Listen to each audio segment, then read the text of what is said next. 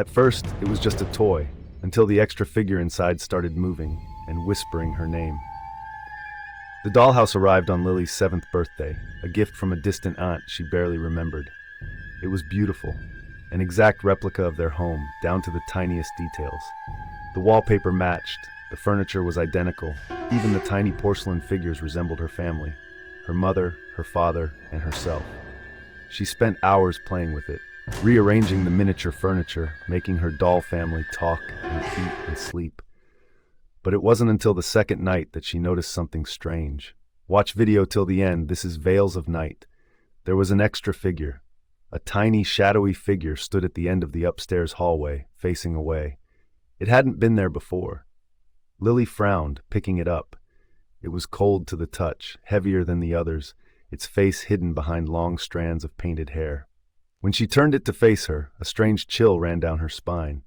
Its features were smeared as if someone had tried to erase its face. That night, as Lily lay in bed, she heard a noise, a whisper. She sat up, heart pounding. The dollhouse was across the room, its tiny windows dark. The whispering was coming from inside.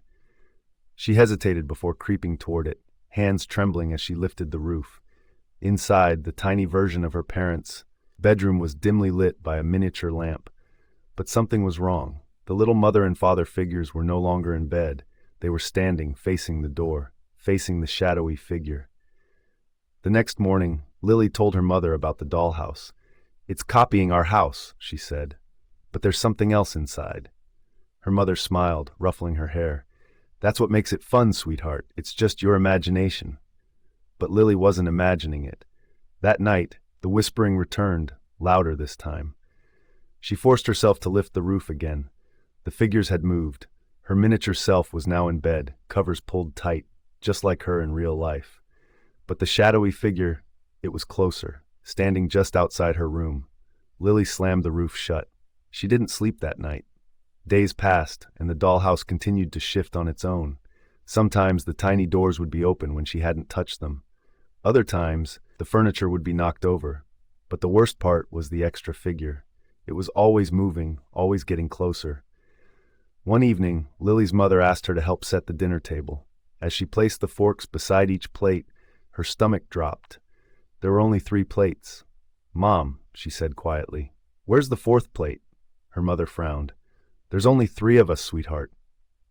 Lily's hands went cold. She had a sudden, horrible thought. Running upstairs, she flung open the dollhouse. Her breath caught in her throat.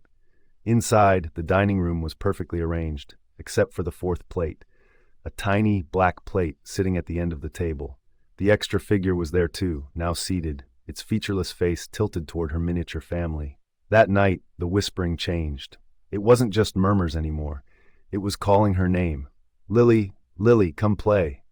She clamped her hands over her ears, squeezing her eyes shut, but the voice slithered through the darkness.